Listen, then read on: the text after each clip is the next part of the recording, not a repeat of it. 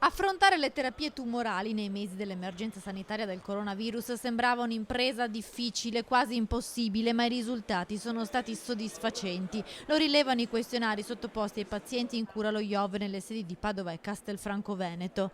Si sono sentiti tranquillizzati dovendo continuare a seguire alcune terapie, alcuni percorsi diagnostici, si sono sentiti tranquillizzati in un momento in cui, devo dire, la tranquillità non era cosa comune. Il lockdown, il distanziamento sociale e il dilagare del virus da fine febbraio hanno imposto una riorganizzazione del lavoro dell'Istituto Oncologico Veneto. I pazienti con le terapie in attivo hanno proseguito le cure in loco, diverse invece le procedure per chi doveva sostenere i controlli cosiddetti follow-up. Molta comunicazione è avvenuta via mail. Siamo passati da circa 700 mail al mese fino al mese di febbraio, ultimo scorso, per superare le 3.000 mail ad oggi, mensili.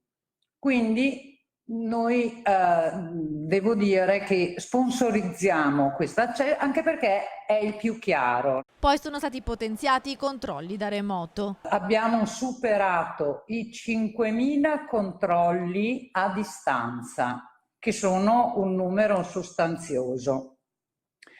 E ci sentiamo di sensibilizzare gli utenti a continuare a utilizzare questa metodologia che peraltro, come è stato anche riportato dai quotidiani sia locali che nazionali, è stata fatta sua dalla Regione del Veneto e adesso mi risulta anche a livello nazionale. Dopo aver firmato il consenso, tutte le prestazioni da remoto vengono inserite nelle cartelle cliniche e poi si programmano ulteriori controlli. Insomma, l'emergenza Covid ha prodotto un modo innovativo di visita e rapporto medico-paziente, fanno sapere dallo IOV, soprattutto per tutti quei pazienti che non vivono nel territorio e che un tempo invece avrebbero dovuto sempre affrontare viaggi accompagnati.